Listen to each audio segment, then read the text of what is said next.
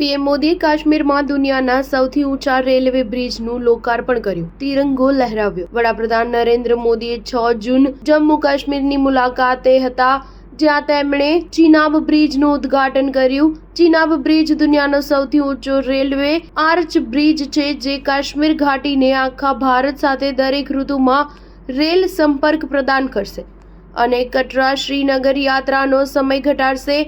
પહલગામમાં થયેલા આતંકી હુમલા બાદ વડાપ્રધાનની આ પહેલી કાશ્મીર મુલાકાત છે। અહીં તેઓ 46,000 કરોડની યોજનાઓની ભેટ આપશે। આ પહેલથી કનેક્ટિવિટીમાં સુધારો થશે। બ્રિજના ઉદ્ઘાટન સાથે એવું પણ કહેવામાં આવે છે કે આનાથી દિલની દૂરી અને દિલ્હીનું અંતર ઘટશે।